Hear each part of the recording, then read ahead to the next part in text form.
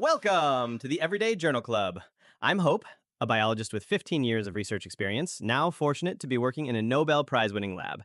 This channel has three main goals.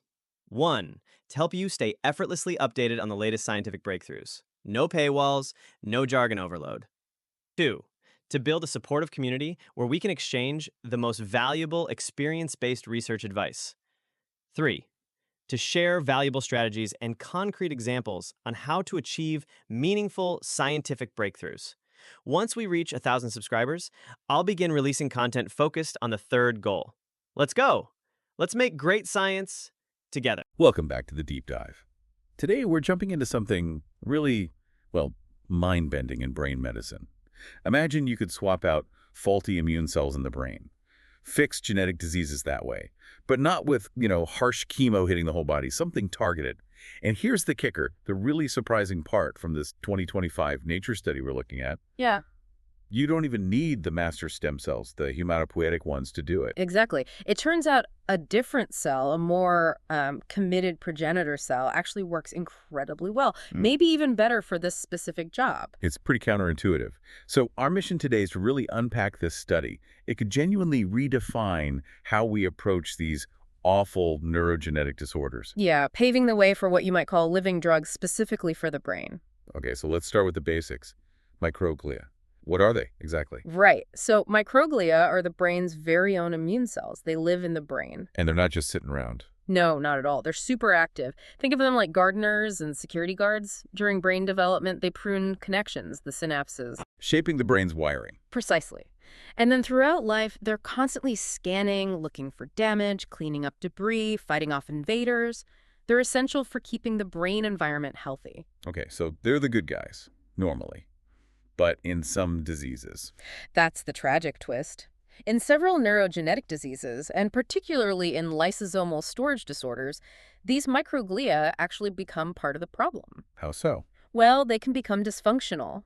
Instead of cleaning up, they might fail to clear toxic materials, or they might even become chronically inflamed, actively contributing to the damage. So the protectors become contributors to the pathology. Exactly. It's like your security system going haywire and causing damage itself. And people have tried to fix this before, right? This idea of replacing them isn't totally new.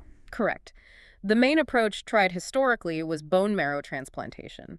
The thinking was, well, microglia originate from the bone marrow lineage, so let's replace the whole system. Replace the source. Seems logical. It does, on the surface. But the reality is incredibly harsh. To do a bone marrow transplant, you generally need something called myeloablation. That sounds intense. It is. It's basically wiping out the patient's entire immune and blood-forming system with high-dose chemotherapy or radiation. Huge risks, serious side effects, leaves the patient incredibly vulnerable. Wow. Okay. And even if you go through all that, does it reliably fix the brain issue? That's the other major problem. Often, no. The engraftment of new, healthy cells in the brain after a systemic transplant is often really inefficient and inconsistent. You subject the whole body to this massive intervention for potentially very little benefit where you need it most. So massive risks, uncertain brain benefits. The challenge was always how to get just the brain fixed without the body-wide hit. Precisely. How do you deliver healthy microglia, maybe gene-corrected ones, efficiently to the brain and avoid all that collateral damage? Which brings us back to this 2025 Nature study. This seems to be their answer. So let's get into it. What did they actually do? Okay, so this is where it gets really clever. They developed a two-part strategy. First, brain-restricted conditioning. Meaning they found a way to locally, temporarily make space just in the brain's microglial niche, like opening up just one small area for planting instead of clearing the whole field. Okay, targeted preparation. And the second part? The second part was delivering specific donor cells directly into the brain, an intracerebral injection. And crucially, finding the right type of cell. And this is where the surprise came in. Not the hematopoietic stem cells. Exactly. Everyone sort of assumed you'd need the HSCs, the master cells, because they can become anything.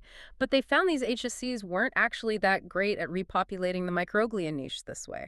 So what worked? What worked really well were SCA1-committed progenitor cells. These are cells already further down the developmental pathway towards becoming myeloid cells, like microglia. Okay, SCA1-committed progenitors. Let's pause there. Can you break that down a bit? Yeah. What does SCA1 mean, and why is being a committed progenitor better here? Sure. SCA1 is just a marker on the surface of cells, like a little flag. SCA1 means these cells don't have that specific flag. It helps scientists identify them. And committed progenitor means they're not like the totally versatile HSCs anymore. They've already started specializing, heading down the path to become myeloid cells the family microglia belong to. They're not fully differentiated yet. They can still divide and renew, but their fate is more restricted. So why is that better than the master key HSC? Well, the thinking now is that maybe these committed cells are actually more attuned to the signals within the brain's microglial niche. They arrive, they see the job vacancy created by the conditioning, and they're already sort of primed to step into that role efficiently. Ah, okay. They're like bringing in a specialist rather than a general contractor. That's a good analogy, yeah. And maybe the HSCs, being so versatile, just don't respond as effectively to those specific brain signals, or they might try to become other things. These progenitors just fit the niche better after local injection. Okay, that makes sense. So using these specific SCA1 progenitors plus the brain-only conditioning, what are the big advantages? Huge advantages. First, you avoid long-term peripheral engraftment. The cells mostly stay and function in the brain. Which means? Which means you dramatically reduce the risk of things like graft versus host disease. That's a terrible complication of standard transplants where the donor immune cells attack the recipient's body. Right, because the donor cells aren't really spreading systemically here. Exactly. And it also means much less body-wide toxicity from the procedure itself. You're focusing the treatment where it's needed, making it much safer and potentially repeatable if necessary. And you mentioned allogeneic replacement. Just quickly, what does that mean in this context? Right. Allogeneic just means the donor cells come from a different individual of the same species, so not the patient's own cells. Okay, so you could potentially have banks of these cells ready to go. That's the idea, potentially. An off-the-shelf approach. Of course, using cells from a different individual brings up immune compatibility questions, but the brain is somewhat immune privileged, and the targeted nature here might help manage those risks better than a systemic transplant. Okay, the theory sounds fantastic. Safer, more targeted. But does it actually work? How did they prove it could fix a disease? That's the crucial next step, isn't it? They needed a tough test case. They chose Sandhoff disease. And what is Sandhoff disease? It's a devastating lysosomal storage disorder. It's genetic, caused by a deficiency in an enzyme called hexosaminidase B. Sorry, Hexosaminidase B, or Hex B for short. Got it. Hex B. And what happens without it? Without Hex B, certain fatty substances, gangliosides, build up to toxic levels, especially in nerve cells in the brain. It leads to severe progressive neurodegeneration. Kids with the classic form have seizures, lose skills, and usually don't live past early childhood. It's truly awful. A brutal disease. And why was it a good model for this therapy? Because the defect is well understood, it's that missing enzyme.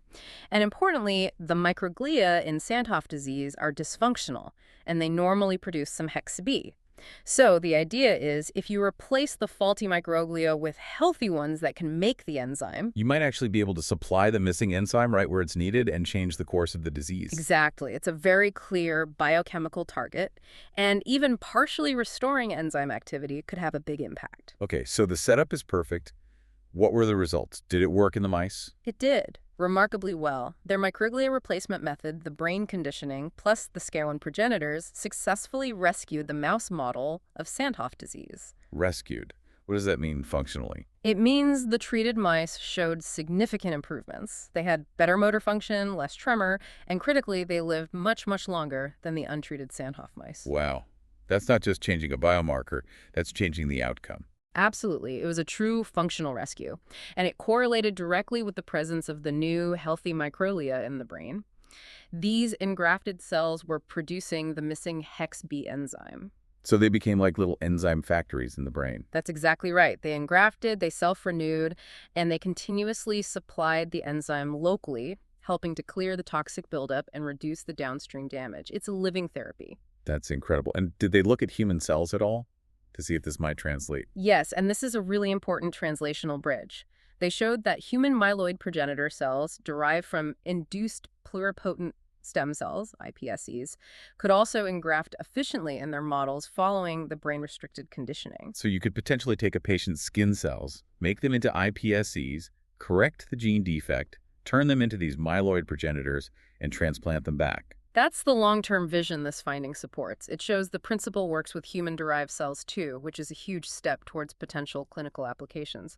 So, taking a step back, what's the big picture implication here? What does this study really change?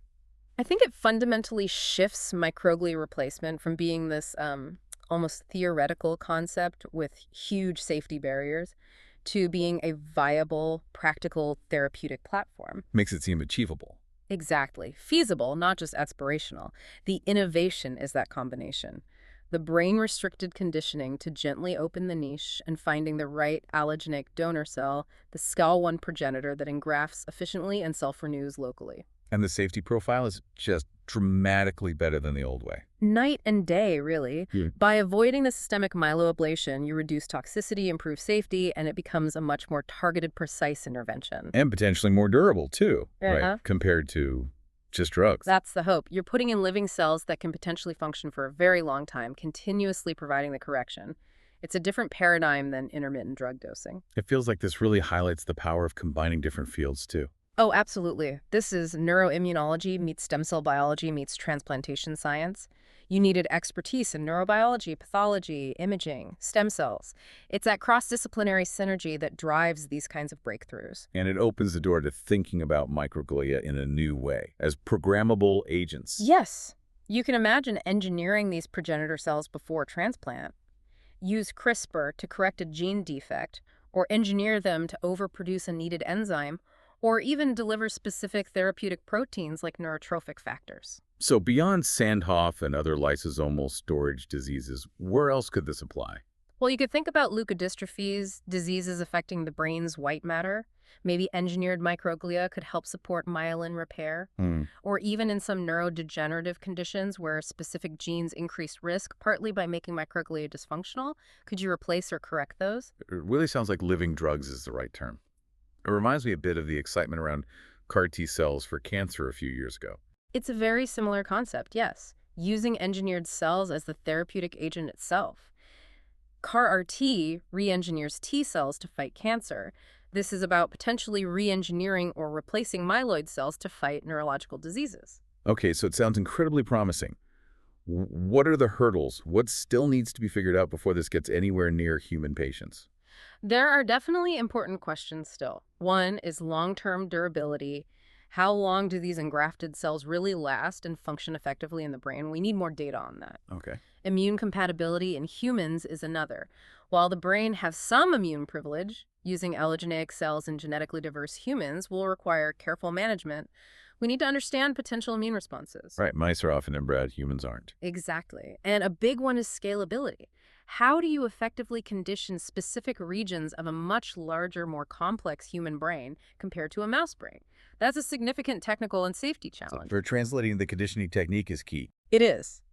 But the core principle that targeted conditioning combined with the right progenitor cell can lead to effective brain engraftment and functional rescue that seems solid, and it provides a clear path forward for research. It really does feel like a blueprint. Yeah. So wrapping up, this deep dive has shown us a really elegant new strategy.